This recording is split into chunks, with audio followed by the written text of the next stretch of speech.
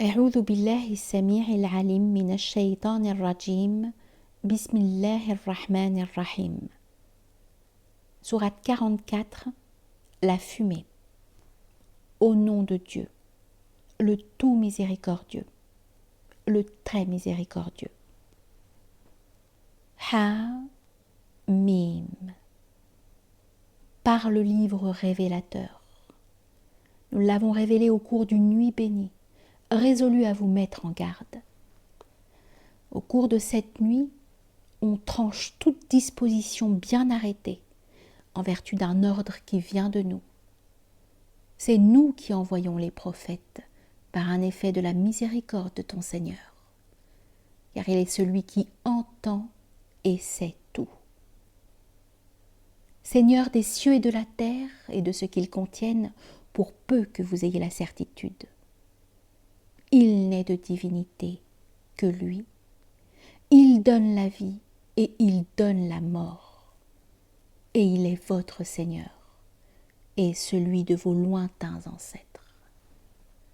Cependant, en proie au doute, ils s'adonnent à leur divertissement. Guette le jour où le ciel se déplacera chargé d'une fumée très dense qui enveloppera les hommes.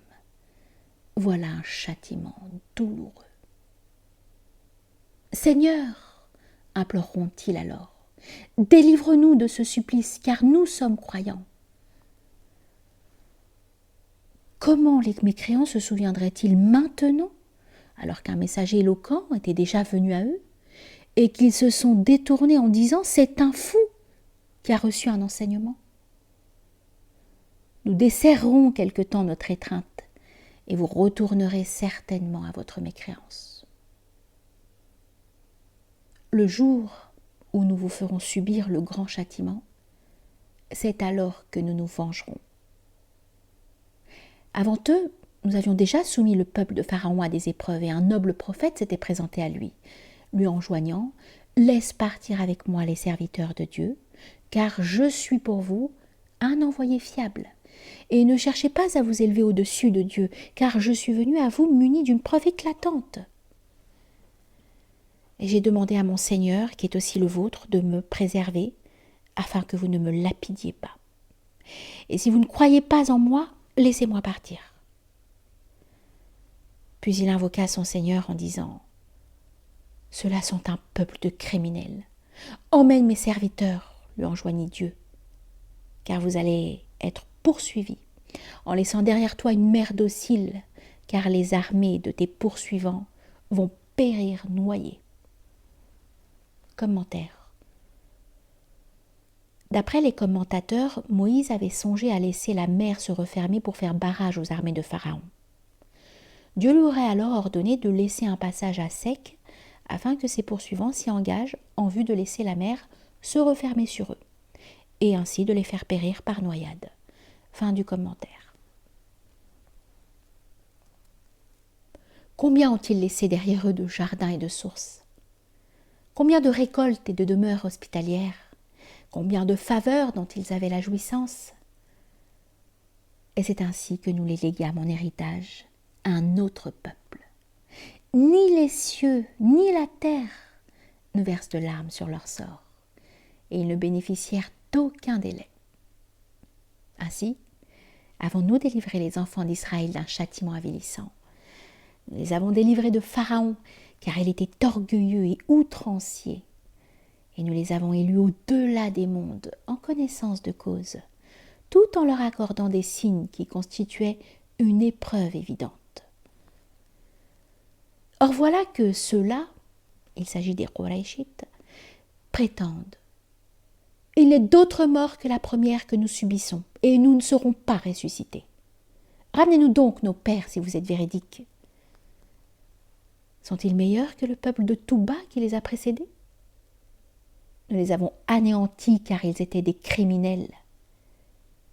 Nous n'avons pas créé les cieux, la terre et ce qu'ils contiennent par jeu. Nous les avons créés que selon la vérité. Et la plupart d'entre eux sont dans l'ignorance.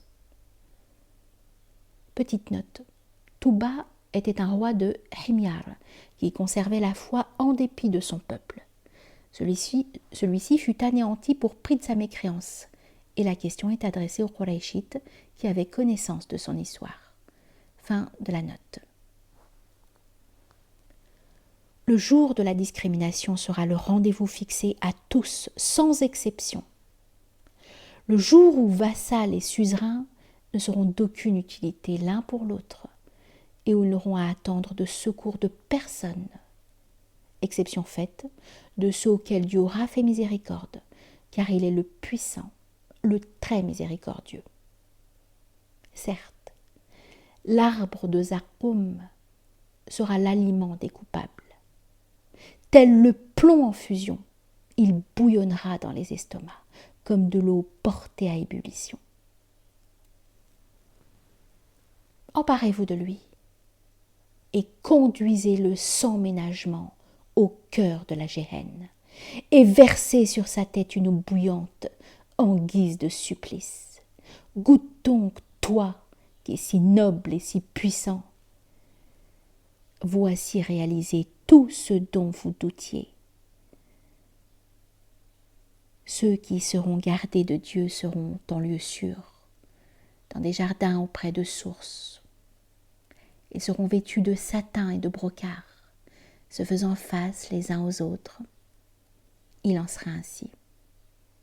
Et nous leur donnerons pour épouses des hur aux grands yeux noirs. Et ils y demanderont toute espèce de fruits en toute quiétude. Ils n'y goûteront pas la mort, à l'exclusion de la mort première. Et il les aura préservés du châtiment de la géhenne, par l'effet d'une pure faveur venant de ton Seigneur. Voilà la réussite suprême.